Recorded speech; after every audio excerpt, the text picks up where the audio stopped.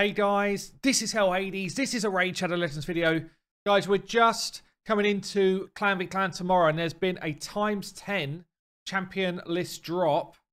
Am I going to do this? It's close. This is my last thing to do on the free-to-play for this Doom Tower sequence. Yeah, I was wrong. I thought we were going to get a guaranteed legendary event, but it turns out that's not going to be the case this time around. There's going to be a 10 times. Which I'm honestly really shocked by. We haven't had a guaranteed legendary for quite a while. Maybe they're saving it until after the coming up 2 times Ancients. I'm not sure, but I really expected to see one for this Clan v Clan event. So, who's coming up? We've got 2 champions.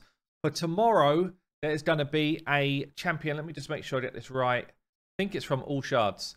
From Ancients and Sacred Shards tomorrow, there's going to be a 10 times chance to get the OG Lizard, the OG killer of all content, Dracomorph. Still a top tier legendary champion. Now, unless you are a little bit crazy, I don't really see a point to be pulling shards for this dude. So when you get Lydia kind of outpowers a Draco, generally, not in all content, but generally, it's like you should be saving for something. You're either saving for the next fusion, or you're saving for like a guaranteed champion event. Plus, there's no additional chances to pull shards like right now. I really don't see why anyone, even the Krakens, would pull for this dude. Like a +4 Draco, great, but it's not like endgame arena. It's not like endgame content really anymore. He's kind of come down a bit in the rankings. So for Draco to be the only one, I don't know. It feels like I mean, on my free-to-play, I would love a Draco, but I'm not going to pull shards outside of an event on the free-to-play, so that doesn't work either. So I don't really know who's pulling shards for this dude on a Tuesday morning in the middle of winter. Let me know, are you? Maybe it's autumn. Anyway, are you? Is that something which you would do? I get it for the people that just kind of pull the odd shard and, you know, here you go. But, I mean, Draco, he's a great champion. He's got a big A1. He's a cannon, does more damage when there are enemies with debuffs out there. Does more damage if you kill someone and hits into someone else. His A2 is a multi-poison, so really good for clan boss, really good for dragon, and general content really where poison is still high damage. The further you get through the game, the less effective poison becomes. So this becomes, I guess that's one of the reasons why we don't see him in so much endgame content. And then he's got an AoE drop defense and weaken, which doesn't worry about affinity. So all of his kit is good. I just can't see it. I don't see that people are going to be pulling shards for this guy in the middle of the week.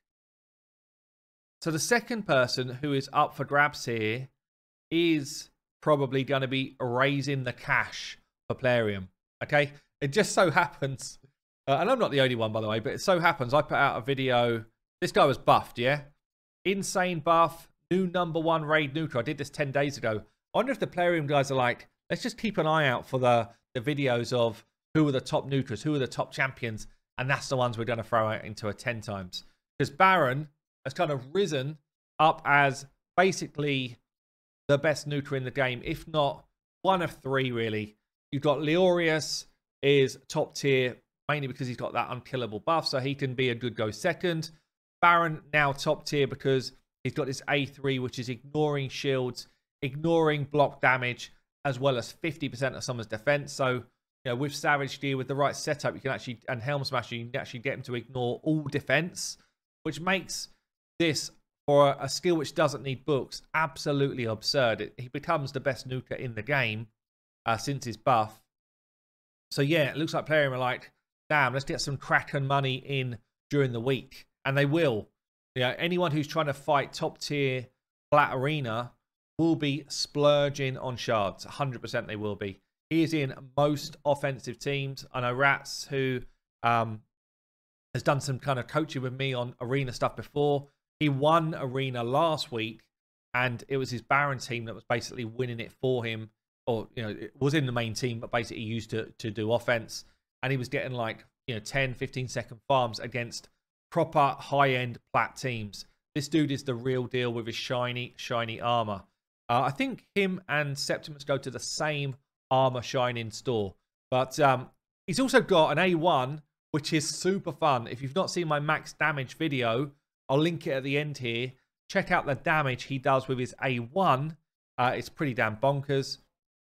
He's got an A2 with a drop defense, which is guaranteed. It's the only guaranteed drop defense in the game. So it will even go on through a finite shield. It will go on through negative affinity, or I guess he can't have negative affinity, but it's always there. It will land no matter what. Doesn't even need accuracy to do it. And then he's got an A3, which is another hard-hitting but single target, a bit like a turboed smack. The more buffs you've got, the harder it hits. So all of his skills hit really hard.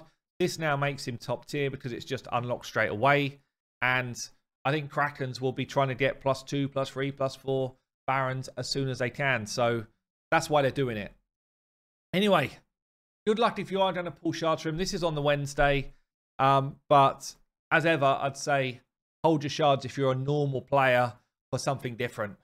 Up in Hell Hades. I'll see you later.